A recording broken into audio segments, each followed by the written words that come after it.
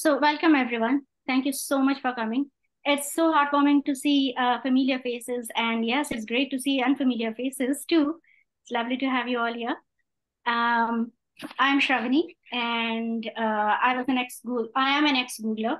I think most of you are either ex-Googlers or current Googlers too.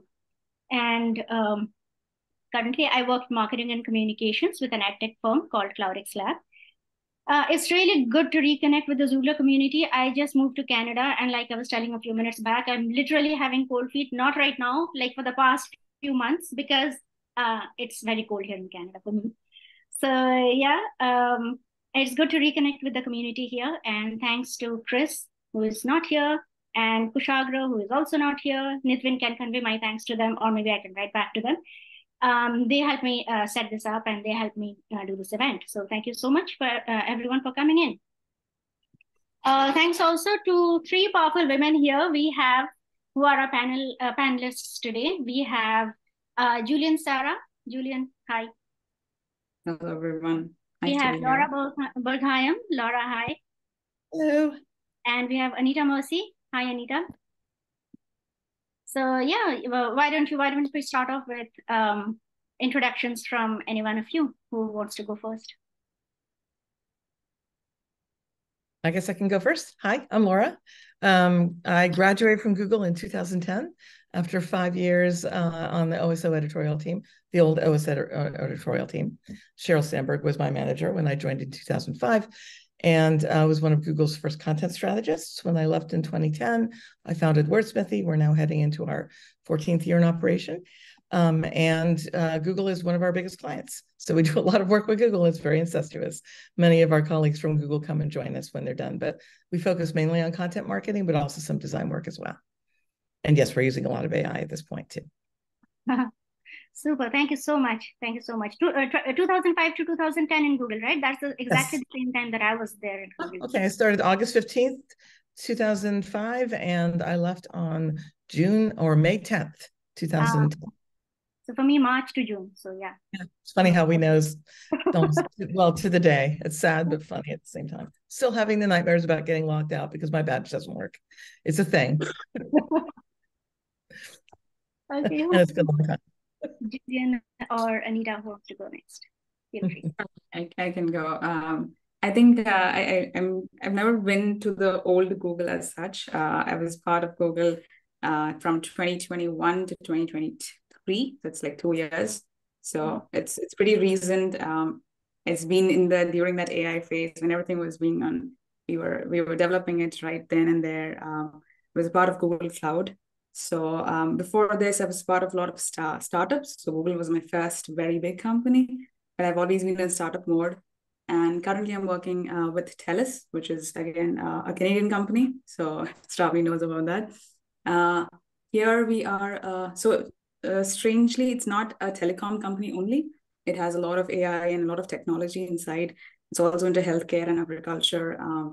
There's a lot of MBA programs included in this. So there's a lot of innovation that happens, which is not usually visible to the outside world. I'm part of the CIO team as a product manager. We have like a platform. So I'm like a platform product manager, if you may.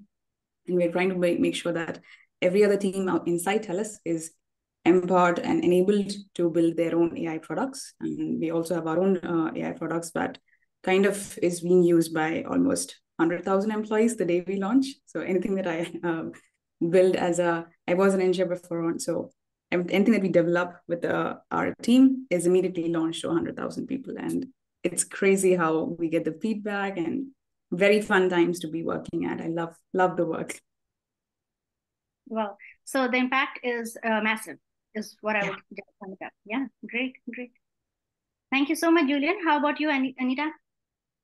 Yes, my name is Anita Mercy. I think I've been the long-time Googler, started in 2006 and until 2021. So I've spent about 15 years at Google, from the early days of PageRank algorithm to even inception of AdWords to selling cloud and during 2021. So I've kind of done the gamut of doing different things. Worked in multiple offices. Started in the Hyderabad office. That's why I know Nikita, Shravani, and then worked in the Dublin office for some time. Worked in Google Atlanta, then Google Detroit for like 8 years.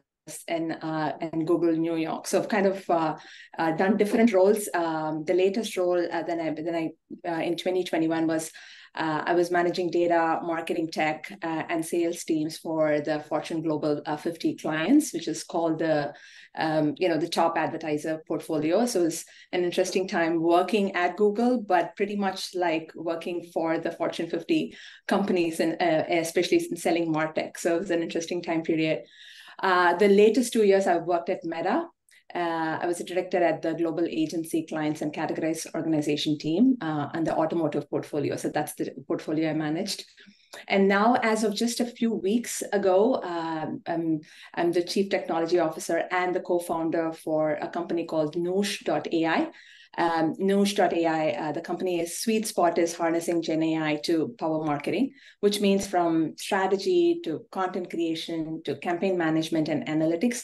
We will use AI tools, predominantly Gen AI, to find effectiveness and efficiencies, which will enable the marketing arm of these businesses to be a profit center instead of always seen as a cost center. So that's where we are driving a lot of energy and building a lot of passion in the Gen AI space to grow and develop solutions for clients. Wow, wonderful. So great luck with Noosh.ai. I'm sure we're going to see a great lot of things, positive things from Noosh.ai very soon. So thank you so much, everyone. Thank you so much, ladies. You know what? So, okay, it may be fictional or it may not be fictional what I'm going to say next. I really wanted to invite Charles Darwin to this panel discussion along with all three of you. Sadly, he just flatly refused my invitation. And when I asked him, sir, can you please? And he's like, no, is it about humans? Is it about animals? Or is it about AI? I said, wow, it's a collaboration. It's a connection. And he said, no, I'm out of it. So sadly, we don't have him here. But of course, we have three wonderful ladies here who are going to show us, who are going to give us their insights and perspectives on everything that we have to do with marketing content using Gen AI. So yeah, wonderful. I will ask the audience a little. Maybe if one or two of you want to introduce yourselves, please feel free. We have maybe just 1 or 2 minutes. If any of you want to talk about yourself or the kind of work that you do, feel free. Anybody? I'll go. I'll kick it off. Hi, my name is Kingsley. I was lead for channel partners with GTech in Google. And what we did is we put like the Google Ads integration into partners like Shopify, like HubSpot, and worked on that. I'm currently doing a startup. Wanted to bring Gen AI to marketing for small businesses. So we have our first 50 customers, and what we do is we just automate all of the hard stuff that agencies do. Kind of interested in Nosh's overlap with Nosh, I would think. Yeah, we're a small scrappy startup at the moment, but that's where we're at. No, wonderful. That sounds wonderful. I'm sure you have a long way to go, and yeah, this is great.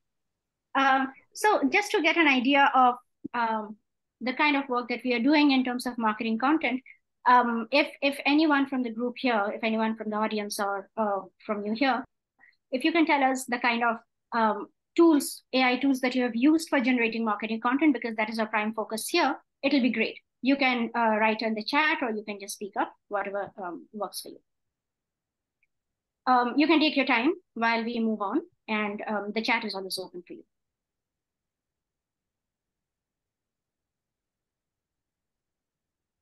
Julian asks, any Gamma.app fans? It's a presentation builder with Gen AI. Okay. I think we'll have people opening up very soon.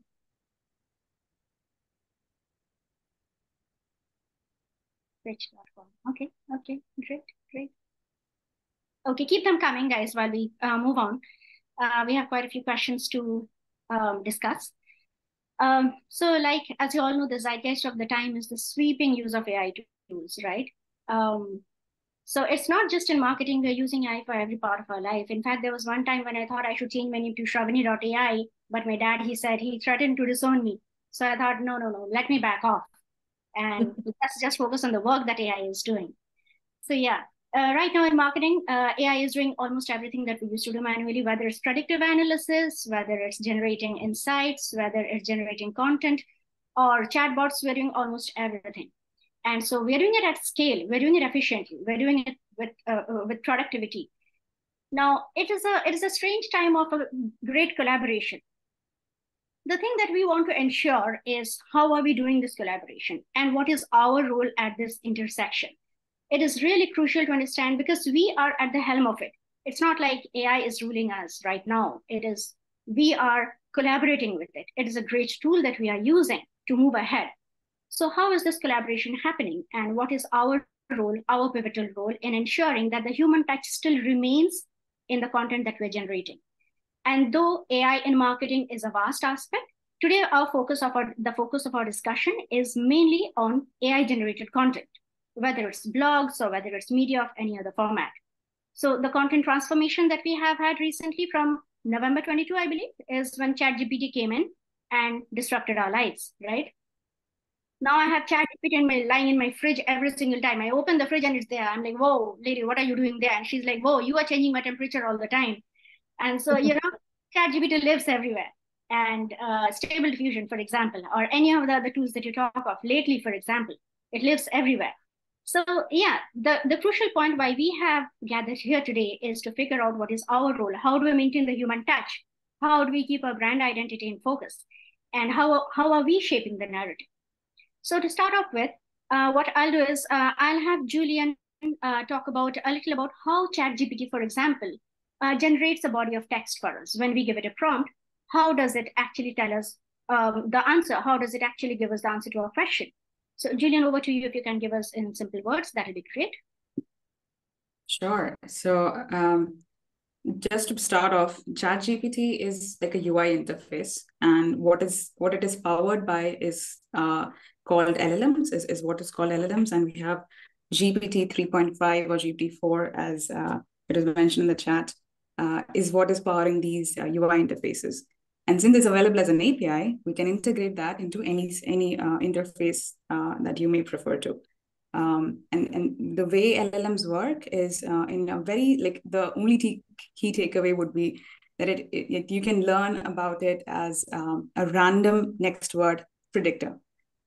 So what it means is that from all of the different kinds of text that it was trained on, billions of parameters, and it took millions of dollars to train that with a huge amount of GPUs. What it learned was how do people write words, and how do humans and authors and all of these books have been written, and all of that content that it was trained on.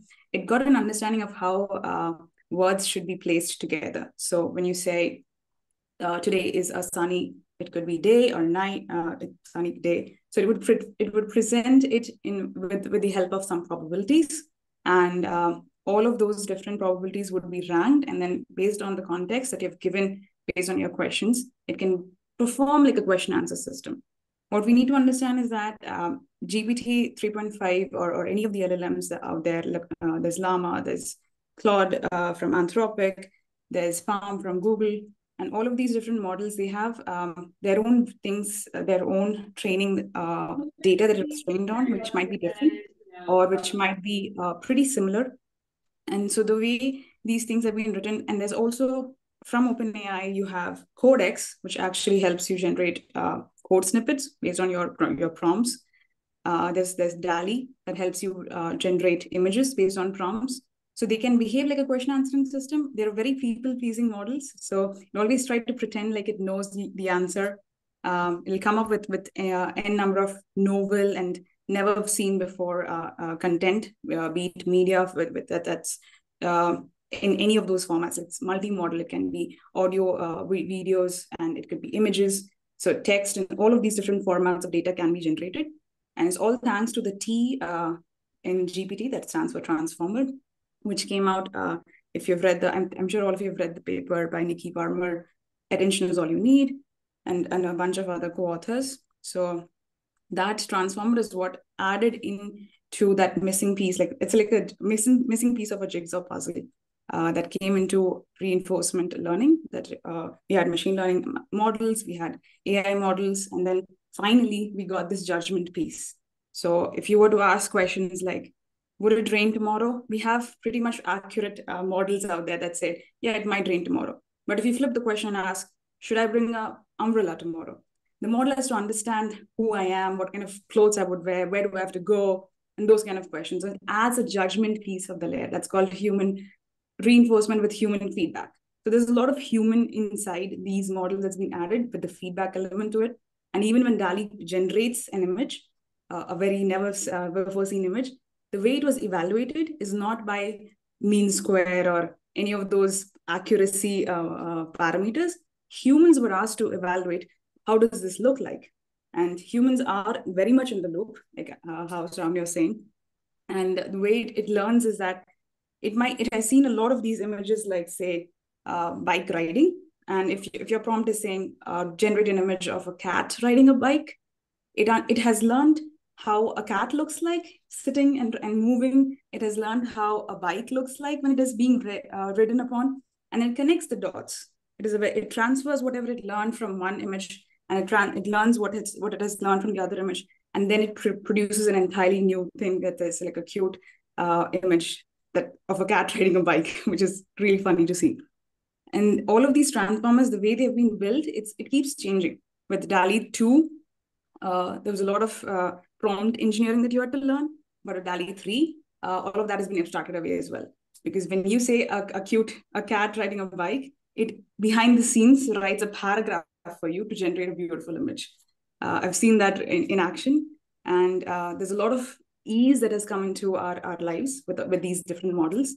I'll stop there. I'm just trying to give a gist of all of the different ways it has evolved. No, that's great. Sorry, Laura, were you saying something? No, I was just nodding, saying that's great information. Okay. Yeah. That's great, Julian. So this insight is great, and I think we should have more insight into this, provided we had time. But what we'll do is we'll move on to the other questions and discuss a little of the marketing aspect of it. So my question is to Laura and to Anita, and yes, Julian, please pitch in whenever you want to for this particular question. How are you using AI-generated content or automated content for your marketing strategies, for your marketing purposes? I can jump in first if you want, Anita. So we don't actually generate our content with AI. We view AI as an assistive technology. We believe in the power of humans first and foremost, because AI has not reached a point where it can produce the level of quality that a good human writer can produce. A bad human writer, yes. A good human writer, no. So our job is to learn how to work with AI. We learn how to dance with the monster, as we call it. A lot of writers are terrified that AI will wipe them out. And so you can either be running from the monster, or you can ask the monster to dance. Another way of looking at it is you're either on board the AI train, which has already left the station, or you're tied to the tracks and it's about to run you over. So we're learning prompt engineering. We're actually working, we are doing AI training for Google. We're also doing AI marketing for Google. And we're also starting up an AI strategy team as well. Our focus is on how do we as human beings make the most of AI, help improve AI, help AI become a more efficient and ethical asset and tool that supports us as human beings. But actually creating content from scratch with an AI is dangerous for a number of reasons, including the fact that our clients hire us to generate original content. Putting proprietary content into AI is tricky because, for obvious reasons, we don't have really great walled gardens yet to protect that proprietary information. So we use things like Grammarly, which has improved exponentially in the last year. Rev, ditto, right? And we're looking at tools that will help us synthesize large volumes. If we're asked to produce a white paper and we need to read 10 papers, it's very helpful to ask Bard or ChatGPT or GPT-4 at this point to write a book report for us about that content. These are the areas where they're very time consuming, and the outputs can be hugely helpful to help assist us and drive us forward. So that kind of, synthesis of the content is hugely helpful. Eventually, will we use it to create content? We might. We're using it for things like brainstorming. And I'm also on the side a novelist, and I'm looking at it to help me with editing my latest book. So there are a lot of creative ways to use it. But in terms of actually generating the content through AI, we're careful not to do that because it actually kind of steps on our own toes a little bit. Instead, we're really trying to shape it and use it to the best of our abilities without it overcoming our own abilities. So it tells me that you start with the human aspect of it. You first build the content and then put it on the AI tools for assistance and for editing. Yeah, we don't even put it into the tool for assistance because so much of what we're writing for, say, Google or the clients like Amazon is proprietary. So putting that content into the tool is itself risky. But we will ask it to help us brainstorm, and we will certainly use something like Grammarly to help us edit it. So a lot of it, or to transcribe an interview through Rev or something like that. So imagine it's like a butler that's helping you in everything you need to do in your life, but you're still living your life. The butler isn't living your life for you. And in this case, the AI isn't doing the writing for us. It's just helping us do our jobs better and more quickly. And we're looking for it. I mean, for example, there's a cool tool, I think it's called Auto, that will test subject lines for emails. And so those are great things to know. Those are great things. If it can run a test and give you a better subject line, great. So this is the assistive technology. It helps us do our jobs better without replacing us in that role. Great. How about you, Anita? I think definitely, in addition to what Laura said, definitely the human spirit is key to making the original content more authentic and the brand voices to be heard. But answering from Noosh's standpoint and also working with Meta and Google in supporting some of the clients, where generative AI has taken like 10 big leaps, I would say probably 3 main buckets. One is the whole idea of personalized marketing, right? Even if there are hundreds and 200 agency partners for a client, like agency people across the globe, and 50 in-house team member, plus a Meta dedicated team, plus an Amazon dedicated team, plus a Google Meta team, sometimes the scalability of some of these rich media assets is such manual work, right? So I think where it's really like a game changer right now in the past year or a few months, I would say is number one is scaling these ad formats, tailoring to multiple audiences in a real-time fashion, which is the whole, we were selling mobile first, and then we were selling ML, then it is now cloud, now Gen AI, like it's additive, technology advancements that is enabling certain activities to do. So within personalized marketing, I would say number one is translations, because one of my clients right now is Toyota. They launch an asset in Japan, but they want to scale the same asset with the brand voice across the globe at the individual zip code level based on audiences. So translating the content, putting those offers and localizing store-specific offers at the zip code level, at the user-specific level. Those are some of the things which now Gen AI with like Canva, combination of Adobe Firefly with Runway ML automated generations, you can just splice and dice multiple ad assets and push it programmatically. So I would say that's a big main area in terms of where the application is. The other secondary areas are like customer experiences. And, with Meta, especially you've heard of metaverses. We worked with some companies like Engage, where we've hosted client meetings in a metaverse environment where they come with the headsets on. So building those experience centers, building billboards, interactive billboards. If you're standing in front of a billboard, and if I'm a guy who's I'm a woman with a popcorn and a guy next to me, the interactive billboard for a car would say hey, you've got popcorn there? Do you want to test our, do you want to take a test drive of our car? So there are interactive and billboards that are being designed and being deployed for marketing, where it uses components of Gen AI, predictive about the audience, about certain signals, and then producing live content in front, right? So we're seeing some of the customer experiences advancements in this space. We've worked with a company called EYE, who does interactive billboards for Meta and Google, so we've done that. AR Core within Google can be customized as an SDK cross-platform APIs. You can use it. So a lot of these Fortune 50 companies usually tap into AR Core, Google's SDK platform, in customizing their own version of some type of an AI interface tool. And right now, I would say with WhatsApp and during my recent years, using GPT's backend along with WhatsApp side by side to do conversational commerce where marketers can use that for, consumer engagement has been like you've heard of several chatbots that's popping up lately, but using GPT chat and like some of these like in WhatsApp type of platforms to do commerce has been like really groundbreaking right now, which marketing is pushed to the next gen, I would say. So I would say I could broadly bucket those 3 areas. Right. That's pretty insightful. That's really insightful. So as an extension to that, when you mentioned about the brand voice, when you mentioned about the localization of the product that is going out, the content that is going out, how do you ensure that, yes, the human sensibility is incorporated in it? So you picked Charles Darwin. So I have to pick Aristotle for this example. So think of, it goes back in the days of rhetorical triangle. We say like ethos, pathos, logos, we say that for marketing.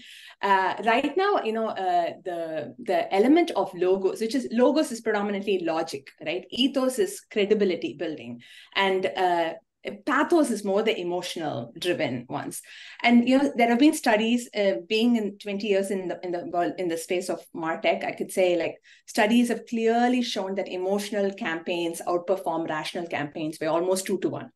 So any client we talk to, they spend around 75% of their budget creative strategy to emotional strategy over like rational strategy. And we've not been able to nail the emotional strategy elements with Gen AI today. At the end of the day, the ad asset that is being produced, it's not clicked by a robot, it's still clicked by a human. So what makes the human click on the ad? How do I emotionally connect to the consumer? I think that part is still not nailed. And so we still see Gen AI to be scaling work, but not necessarily conceptualizing something from scratch without any human element in it. So I would say like still predominantly the content creation is still in a foundation to like humans, versus content production at scale and generation at scale is probably where using Gen AI. Does Julian have any? Sorry, go ahead, I was just going to add, that the Merriam-Webster word of the year is authentic. They just released it this week. And I think that's so powerful, because that really is where the sort of AI tends to break down. It's not necessarily humanly authentic. And so one of the things we're doing is we're learning how to really train AI through reviewing voice and emotional content in the copy as well, to see, does it speak to human beings? Does it sound like a human being speaking to a human being? When you prompt engineering is one thing, but when you're actually training content generated by AI, what you're really looking for is accuracy, emotion, if it's relevant, voice, tone, and you might want to make sure that it's not hallucinating. But I think that the authentic humanity of the AI is really where humans can bring the most value, because we can meet it halfway and teach it how to be more like us. So does Julian have any thoughts on that, or is that something that we are aiming for in the next maybe few months? Because given the pace of things that are changing, we don't know what's coming up next. So Julian, do you have any thoughts on that aspect of it? Absolutely. I think I thank you so much for all of the inputs you've shared. I completely agree. And the hallucination bit is one part I would like to admit to. Even with internet search added on to the GPT 3.5, there are times when you have hallucinated URLs being cited as sources. And it just says it with so much confidence that I have to tell my users as a product manager that, no, please use your discretion. This is, it might appear like it's doing all of the work and giving you data analysis, but it can't do that.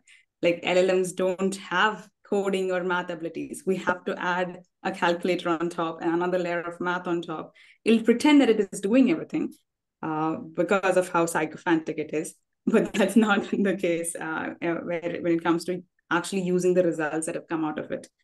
And I love how Anita actually mentioned it's not a human it's still a human that's clicking the content that comes out. So it is definitely easing out a lot of the productivity, like the way we measure our times being saved. It can generate mass amounts of content, but whether or not it's good quality, it's still left to the users and the humans who are reviewing that content. Great. So we hear it loud and clear then. Okay, we'll move on to the next question. What are the ethical responsibilities that when we use media and content which is automated and generated, by AI, what are our ethical responsibilities, or how do we keep bias in action, or how do we keep the checks? How do we actually put them in place when we are publicizing any content, whether it's a piece of blog, whether it's a photograph, or whether it's a video? How do we ensure that we keep our ethics and responsibilities in place before making them public? Any of you can go. Yeah. I can start with this. So when the moment, ethics, when we talk about it, like, time and again, Google and Meta are always on the press more than any companies, especially when it comes to topics like this. Everybody loves to sue. Everybody likes to find a reason to sue this company.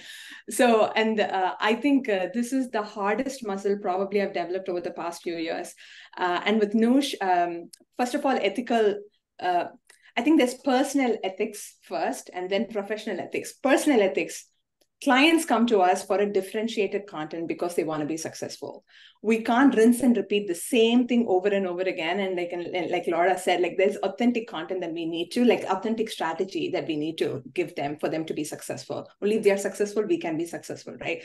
So first of all, like, taking an ad asset, like, let's say a Coca-Cola ad, a person sitting, and then there's a Coke ad. Amazon virtual placement ads is one example, right? Like, there's an image of a stock image where a person sits, and let's say a Coke is on the table. Now you can remove the Coke and you can put a McDonald's burger, right? And then you can take the content and then slice and dice.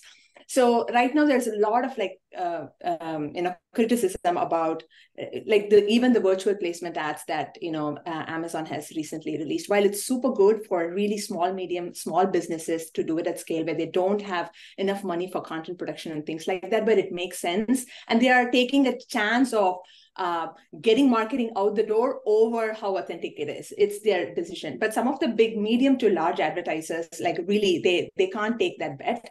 So with Noosh and with like Meta and Google experience, the major challenge was finding the differentiated content. So whenever we engage with clients, the first question we would ask is, if you're going to be using this particular data from your website, do you and your higher officials, your teams, your C-level know that we are using this data for training, and is this documented? So first level of discussion with Google or Meta or Noosh is writing that we are using your website data, first of all, that participants have opted in, and that data is being used for training AI training. Second one is privacy policy. Most of the privacy policy, like the cookie policy now you go, it would say we're using your data for marketing purposes. None of the cookie policies, auto-generated policies that exist out there is customized to say the data is being used for training, AI training purposes. We actually tell these companies and clients to change and amend your privacy policy to say that if you're going to be taking action for certain activities. Number 3 is bias. We all know, if we are going to use the data for an automotive company, there's a type of, audiences who's going to come and engage in that content, which means if you're using the data, we are biased towards the same type of audience. So that data itself is not going to be used. So we encourage things like, SMOTE technology, you might have heard of it. It's called synthesis model. I forgot it's SMOTE, which is a technique that you could use to avoid bias when you're training data sets. So we proactively encourage them to do that. And the last one is where we get sued over and over again by a lot of companies is GDPR, which is and a specific clause in that is purposeful data limitation and disposal. You can only use the data or train the data for a certain amount of time. If it's beyond a certain amount of time, you get sued. So I think a lot of companies also fail to use that and see how critical that is to train models and or use that for other purposes. I think if you're using the data sensibly, responsibly, and for a specific period of time, I think like clearly using and terminating the data set. I think these are, in terms of client engagements, from that point of view, I would say like these are 5 things. First meeting, when they want to use AI for their work, we'll checkpoint 1, 2, 3, and that takes 3 to 5 months to move to the next step because 4 out of 5 is not done, and then they have to do legal paperwork to enable that. Okay, that is so true. I wanted to add too that as an agency, the ethics are on our shoulder in terms of transparency to clients. If we ever get to the point where we are generating content or using their data for any kind of purposes. We have to be very transparent to clients about exactly how the content or the assets were produced. And so that's very, very important. But I also think that we have to remember that AI does not exist in a vacuum, right? It's a mirror image of ourselves. And so when we talk about ethical AI or ethical use of AI, what we're really talking about is making sure that we as humans behave ethically in our use of AI to help model AI so that model sees ethical behavior in the way it's being trained. If we use it unethically, if we train it unethically, it will learn the wrong lessons. And so whenever we engage with AI, we need to be thinking, what am I teaching it above and beyond what I think I'm teaching it? Because if we behave unethically, AI will simply follow our lead. And that's one of the most important things I think we need to worry about, because there's a lot of unethical people out there. And so we have to be the ones that get it right to help AI get it right in the future too. So how do we ensure that gets done? Because, say, for example, ChatGPT has been trained on 175 billion parameters. How is it possible, or what are the ways, and maybe Julian can throw some light on it, how do we ensure that the data that is being trained on, that the model is being trained on, is free from bias, or at least it cuts down bias by a huge percentage, so that the material that it gives out, the content that it gives out, is free from it, or at least it's sensible. So how if you can throw some light on that. Yeah, so this is a problem that every product actually out there is facing. And I'm not sure if you've tried using Bing Image Creator, which uses DALL-E behind the scenes. So I was just testing it out one day, and I asked it to create Airbnb logo. Now, the thing with DALL-E and all generative AI images that is being generated is you have the rights. OpenAI, when it gives you the image, it says that whoever wrote the prompt, whoever generated that image using AI, you own the entire rights to sell, to use that image however you want to.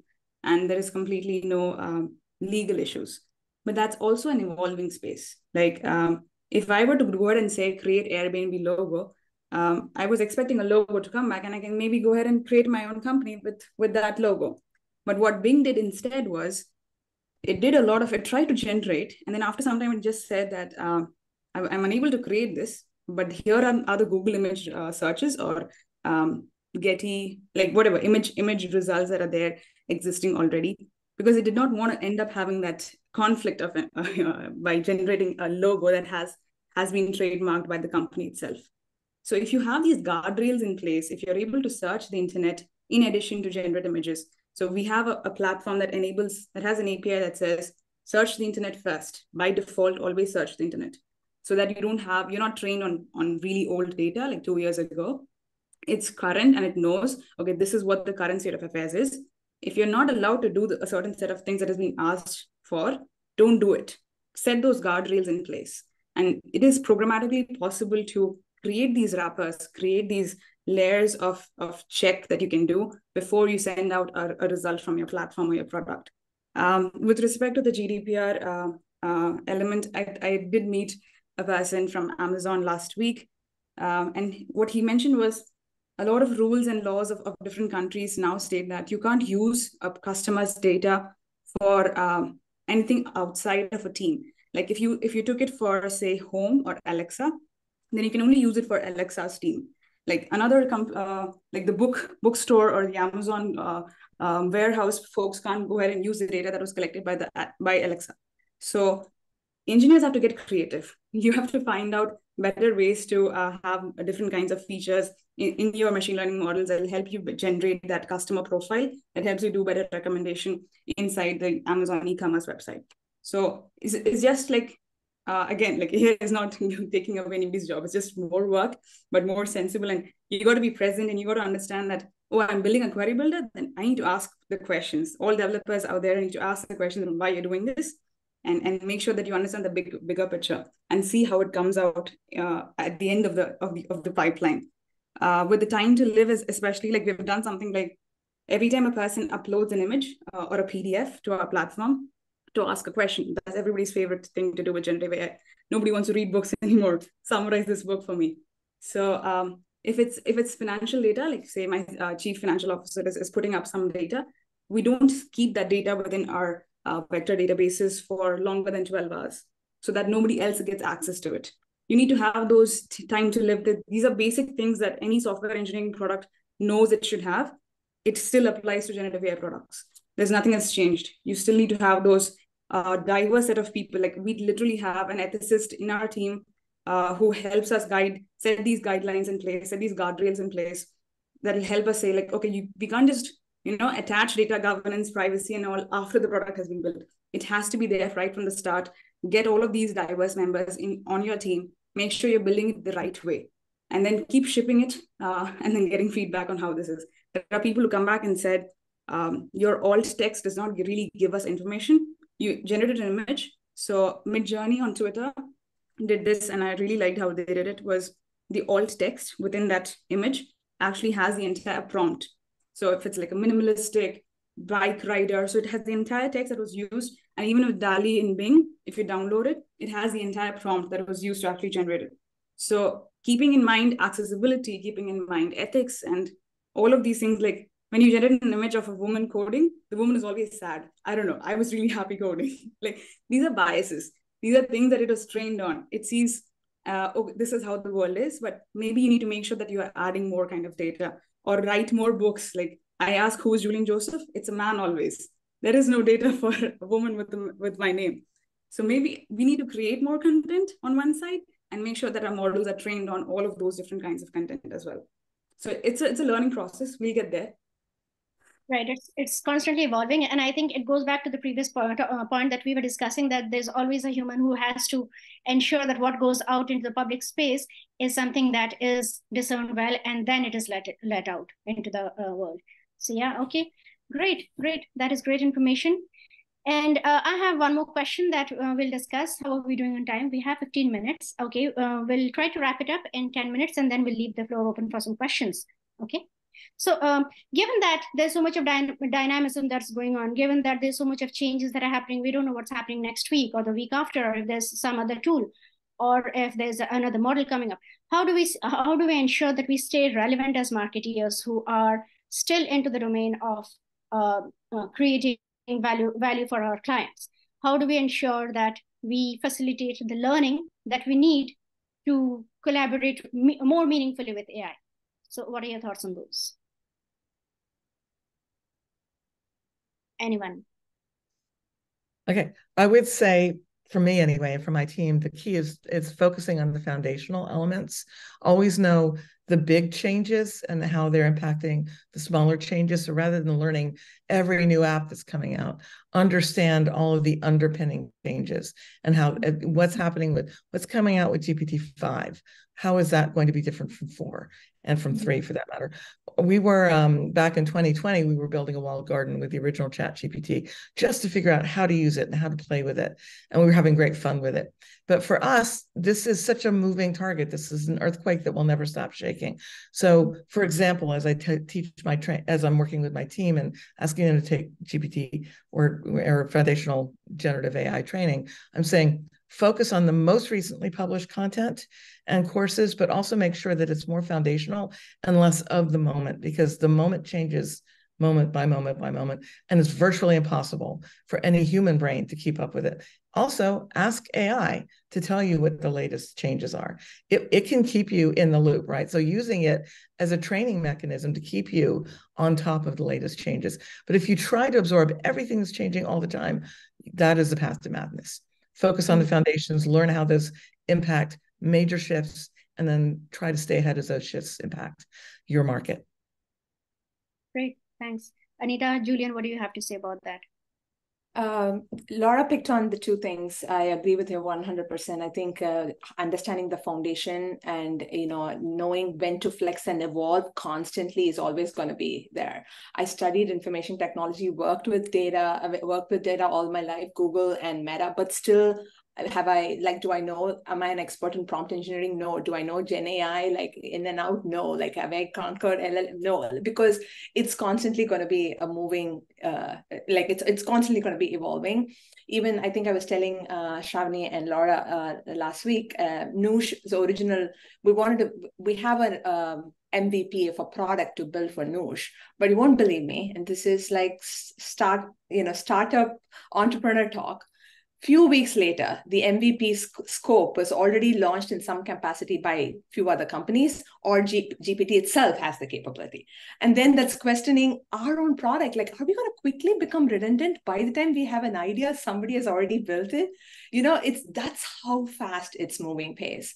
So I think there the two words I would say, one is harness. If there is a way for us to always be like an umbrella and harness the ecosystem in its evolution, I think we'll be successful. Go with the flow, and then in the waves of the technology movement. Second one, I would say, like if you're like right now, what we are 40 people, 50 people, we are talking about the unethical responsibilities, all the hazards of Gen AI, all the dangers of bias and things like that. But we are also, unfortunately, have the responsibility of being the evangelists of Gen AI, especially in marketing, with our background of like Google, right? Like who's a leader in this space.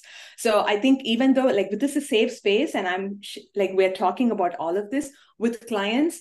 To your other point, the moment I open my mouth and say, we were using Gen AI for content production, they're like, no, we're good. We don't want to do that.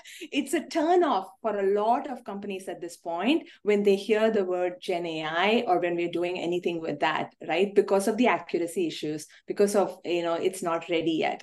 But I think we have the responsibility of shaping it, also being the evangelist to other people to get on this, because even if you don't like it, Gen AI is in the game and it's going to move forward, right? So it's getting the people on board and moving with them is how I think we could be in this collaborative use of Gen AI for marketing community. Great. Very well rounded off. Thank you. Julian, what do you have to say? So Julian, you are at the forefront of actually evangelizing and advocating and using it, building the entire process. So how do you think, say from the point of view of the marketer perspective, what is your suggestion on staying ready? Yeah. It broke my heart when Anita mentioned that people actually go back and say that I don't want to work with you if you're using Gen AI, because every time teams across the company inside a small company as TELUS, as in they come and ask me, like, my manager tapped me on the shoulder and said, you start using Gen AI. Is it going to replace me? Half of the people are scared. Half of them are like, oh, I used to do this as my day job. Now all of this is going to go away. That fear and the fact that it hallucinates, it is rampant out there. And as an evangelist, I think one of the first things I say is like, okay, take a step back. Think about your work on a day-to-day basis. And what is your most boring part of your work? If you don't like reading a bunch of survey responses, like you get 3,000 of them every single week, it's humanly impossible to go through huge amounts of data like that. It can help you categorize whether it's positive, whether it's negative. It can help you maybe extract keywords from it. Like delegate the boring part of your work to AI or to Gen AI and try to understand, like the more we understand this beast of a Gen AI that has disrupted our world, like how you rightly said, the more we are able to actually use it for the right purposes. Like instead of trying to say that, oh, it's going to take away my job, or oh, it's going to be fake and hallucinating with fake URLs that lead to 404, we need to make sure that we are actually using it at the right places. And to be able to do that, these kind of safe spaces are super important. Like I personally write a bi-weekly newsletter where it's like an open letter that says to the entire company on the state of generative AI at TELUS, how we have been learning. It's a culture of experimentation. Okay, we tried this in Slack, but we're not going to ship it to the web application. We might ship it to GChat application. We have three different clients, which is built off the same platform. But as we learn, I also tell the community of users and the community of other builders about what were my learnings, what are the things that I learned the hard way. Don't do it this way. This is not supposed to be done this way. Or that community and that safe space is super critical. And being able to have that common space, like we figured out that having that platform helps us not reinvent the wheel again and again. Like maybe you can have the same set of guardrails of NVIDIA that is being used for one use case. It can be applied across 25 other use cases. The company has not just one thing that can be benefited from Gen AI. And if it's been solved once, make sure that it is available in a way that can be used by others as well. So the platform that I'm responsible for is being used by internally and externally by multiple different teams. There's an HR bot. There is a people and cultures bot, there's a translations bot. It's all using the same API, but whatever we learn for one of them can be applied across that. So that commonality, it's up to every single organization to find out what's common across all of this, build it once, build it in a way that can be used by everybody. And then finally, prioritize on what is actually going to be more impactful. Like, don't do it for the sake of doing it. Like it's the same way that it was in 1980s or that it is now. Don't use Gen AI just because it's the hottest tech stack out there. Use it only in the places that you need it. Like it cannot be the one reason for all of your quarter savings in 2024 or 2023 just because it's the latest thing in the market. You might be able to impress your stakeholders and shareholders, but if it's not actually like do a retrospective very often, because I've been through that, Anita, where my entire product roadmap changed on November 6th. 8 o'clock, we made 10 GitHub issues. By 10 o'clock after Sam Altman's keynote, everything was gone. We're like, oh, this is all done. We need to figure out something else. So it'll keep changing, but make sure that you have that ability to be able to prioritize, and your entire team and your organization is okay with minimum lovable or minimum viable products that keep getting launched and that are useful to people within your company and to your customers. Great. So to reconcile, what I understand is humans are still at the core of it. Humans are still at the helm of it. We are shaping the narrative the way we want to. Yes, there's a lot in the market and there's a lot to be scared about and there's a lot that talks of different things, but we are the one who have to filter and then put out the best for our clients is what I understand. And going by the last question that Laura and Anita and Julian mentioned, so shaping the narrative and knowing the foundation is the key to understanding, okay, this is what I need for my clients, or this is what I need for my own marketing. And then harness onto the ecosystem, like Anita rightly said, that don't let it go, latch onto it, and then figure out, okay, how can we take it further from there? So yeah, great. Thank you so much. That was insightful. So the discussion points are something that we have cleared out. We have around 7 minutes. We can open up for Q&A, or if anybody has to share any insights. I think we already have one question from Chester who has left. How do we avoid on the meeting humans? Okay, how do we avoid marketing converging into being too homogeneous incrementally? That seems like a risk. I guess that was more about the needing of humans, or maybe just creating things from scratch. I think that's when he asked that question when Laura was answering. How do we avoid marketing converging into being too homogeneous? So any ideas on those, do you think? I believe what he was trying. Yeah, I think if he was asking, I mean, that is the great risk with AI, that it kind of will bring us to the lowest common denominator if it's not carefully trained. But also, as humans, our job is to help it improve and make that unique voice stand out and shine. Marketing is all about brands connecting with human beings on a one-to-one basis. And so if an AI can't do that, it needs human helpers to make that happen. And if you're purely relying on AI, maybe at some point it can do that. But I do think it's very important to always be curating and fine-tuning and tweaking and reviewing and figuring out what's working and what's not, and what speaks to your audience and what doesn't. And then making sure that it learns from that. And then reviewing the outputs and continuing to refine and refine and refine until you get to the level of training that you think really speaks in the voice that you want your brand to speak. Okay, great, thanks. Anybody else has any questions or insights to share? You can, okay. For startups trying to land their first users, how do you think using AI versus agency works? For trying to land their first users, okay. So I think users by this, Marwa, probably you mean client acquisitions to land some of the first clients, right? And how do you think using AI versus agency? I think AI is a supplement to making the media work effective and save cost by being more efficient, right? So it's a way to make media do the best it can. While it can be a selling point, every agency says that now. Everybody in the marketplace says that, right? So it's also a common denominator for survival for marketing. It's become that way.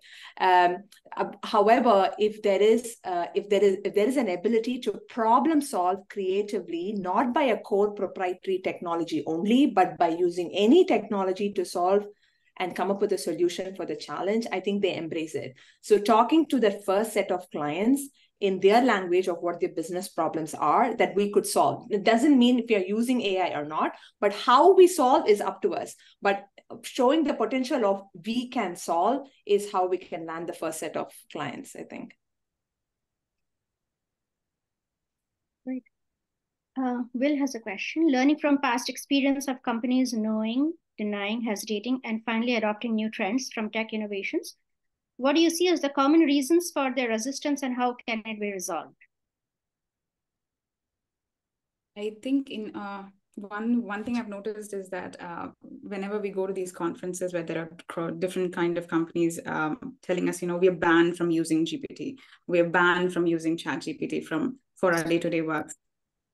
It's not having that platform, that safe site. So we have an internal ChatGPT which is very safe, where we know that the data that we send into this is within our data centers, within our specific virtual private cloud, and it will not be used by OpenAI.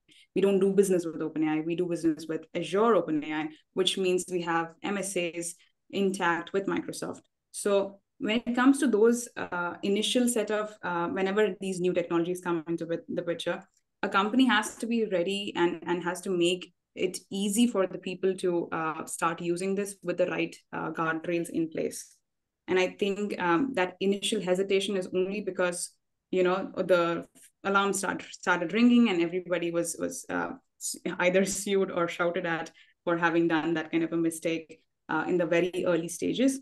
And I think it was Samsung that completely banned its users from using ChatGPT at all.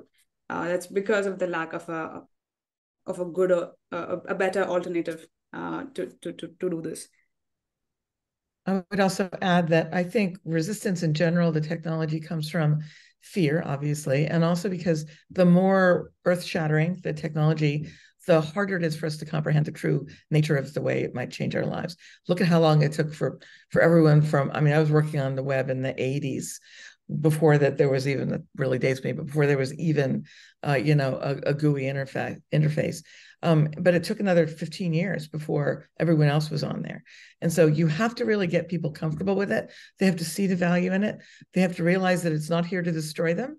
And then they have to start using it every day. People have been using AI for years and don't realize it with things like autocorrect. So part of it is just helping people get comfortable with the idea it's already part of their lives and it's not here to hurt them. And once they begin seeing the value, I think the resistance starts to fade away. Great, thanks. Okay, we have 2 questions. Go ahead. I think Kingsley's question, I can take that. The SMBs make up the majority of the economy. Is mediocre AI content better than even their current offering? Can they reach new customers? Kingsley, yes, and yes, and yes. I think that's where it's, I think especially if you're starting your venture is in that space, you're invariably going to be really helping thousands of SMBs in that space, because one, some of these SMBs are really like online born, social born companies in the past few years, right? So they need these technologies to really, be on par with like the P&Gs of the world. A small shampoo company against a P&G company, like how can they even, like P&G spends $5 billion annually in marketing. SMB for a shampoo company is not going to be able to beat that competition in SEM, or even like, on Instagram ads and so on and so forth. But the retail media networks tapping into some of the AI-based solutions, there's really something there in local targeting and finding the niche audiences in that space. AI can do it really, really well. So if you place your company or your value proposition there, I think there's definitely power. Great. Okay, we'll take one last question from Lulu asks, what are the ways you personally keep up and learn about AI, given that there's so many constant updates and changes? Maybe come to meetings like this, come to sessions like this. And yes, ask AI itself. Like I guess Laura mentioned it, right? Ask AI what's new. Yes, you can. Every morning I ask it to tell me what's new in the world of AI, and I always get it's like getting a little mini newspaper written for me. And half of it's made up, which is even more fun. The question is which half, and that's really the challenge. There's also a community called TLDR AI. We are all the victims of like Twitter era, right? 3 sentences is all we can take it. So I think I think you can subscribe to it. I get a newsletter to my email. So it's called TLDR AI, and you get like top 10 for the week or something like that, like very digestible content if you like, which is not, it's real person writing real content there, I think. We're actually launching our own AI newsletter for marketers in the next coming weeks. If anyone wants to subscribe, just email me at laura@wordsmithy.com. But it's exactly right. It's designed to help synthesize all of the noise and basically find just a few granules of very interesting information that can help marketers do their job with AI every week or two. Julian, you were saying something. No, I was just, Anita was like, it is written by a human. I was like, are you sure? Yes, it's all being written by humans. It's about the latest news in AI and exactly how you can leverage what these stories are about in your own marketing. So it's action oriented. And we also talk about how individual companies are using AI as well. Great. Got it. So much. I just answered that last question. Our generative AI, our Singularity, our ChatGPT, our OpenAI, like just search for anything with AI. Keep following them. I get a ding, ding, ding. I know there's something wrong with the LangChain API, which will not work. So I have to tell my developers, start building another API. And I keep myself informed like that. Great.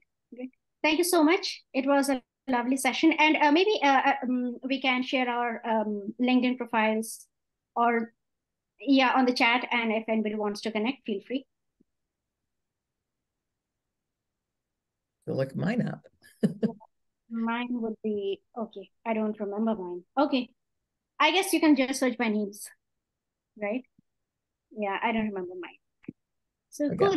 Thank you so much. Thank you so much, everyone. It was a lovely session. Thanks, Julian. Thanks, Laura. Thanks. Thanks so much. Yeah. It's really wonderful. Thank you for organizing this. Thank you. Bye.